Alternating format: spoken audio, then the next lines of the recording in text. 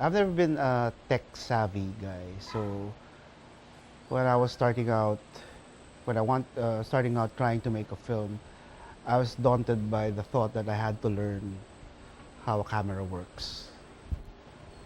I know a little about it now, but that's mostly because I've been exposed to it for the last 5 or 6 years. So you sort of pick up that kind of technical knowledge, but it's always been alien to me and alienating at the same time. My dad's a photographer. He always insists that I learn how to take a picture properly, but I've never bothered to. So that was one of my first hurdles as a filmmaker, that or a wannabe filmmaker, that I didn't want to learn how to operate the camera. I just wanted to make a film. So what happened was I eventually hooked up with a DOP, and I didn't have to learn anything. I just had to tell him what I wanted, and he would light a scene or shoot a scene the way I wanted to shoot it. So that was one thorn out of my side. But after that, I think whatever it is that I knew, or at least I thought I knew about filmmaking, I learned just from watching films.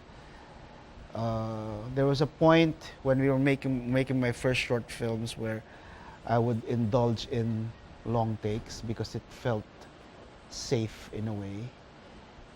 It didn't cut too much. I just lingered on a scene and blocked it, not really realizing that it was derivative of many things, like it was very Ozu-like or very Love Diaz-like, but it just felt safe. And then after that, I started to develop my own like voice or style, maybe. But a lot of what I know about filmmaking is just mostly from watching as many films and as many kinds of films that I could, which was very easy because I was a cinephile first before anything else. And I think my resistance to technology, or knowing the nuts and bolts of technology, comes from being a writer and this belief that I had other priorities when it comes to making a film. Poetics, the narrative, the style, the aesthetics, the voice, if you will.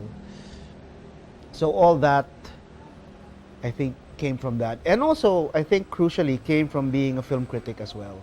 Because when I started to read films or to analyze films, I sort of saw how they were made in a way, and how the languages that were used, the languages that were applied to certain films, the whole vast, the whole range of languages that are at any filmmaker's disposal. I sort of became aware of that through film criticism. So it was mostly osmosis, watching a lot of films, writing about a lot of films, and then eventually making films, which was how I learned a little bit about lensing and all that stuff. So I was mostly self-taught. I never went to film school. I never went to script writing school. I never attended workshops.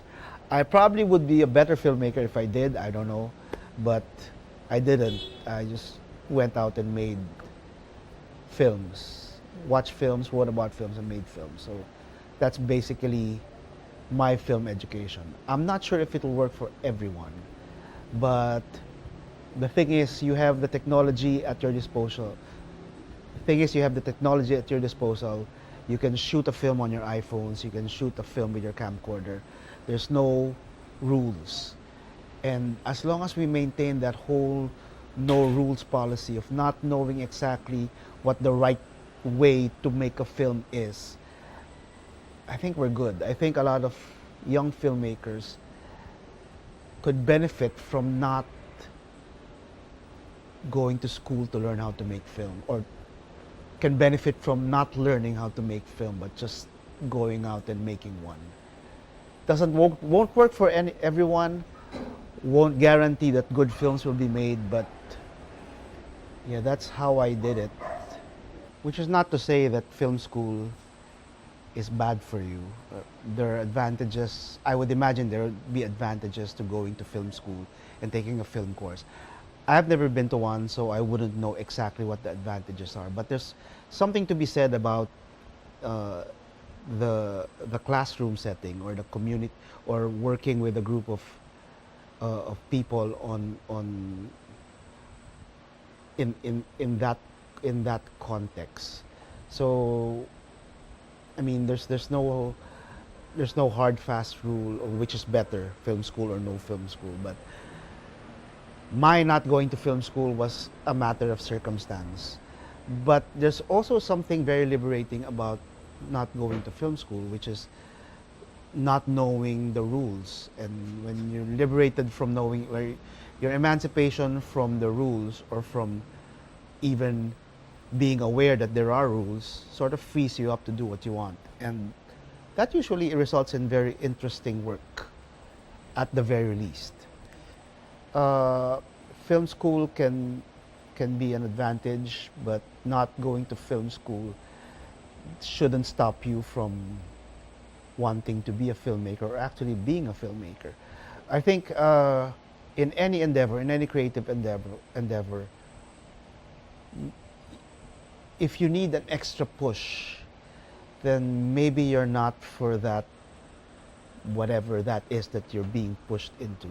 If you need to be pushed to write, if you need to have to go to school to want to write, then that's, you're probably not a writer. You're probably not, don't have much of a future as a writer. But if it comes out of you,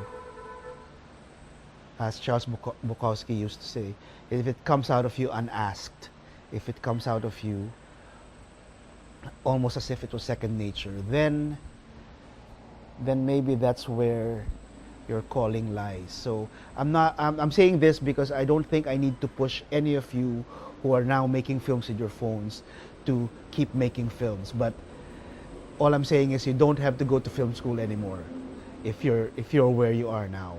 If you can afford to go to film school, go to film school. If you can't or if you don't want to, you don't have to. But these things aren't prerequisites to being a filmmaker in this day and age when you have the technology at your disposal. What worked for me was watch films, watch films, write about films, and then eventually just make films. So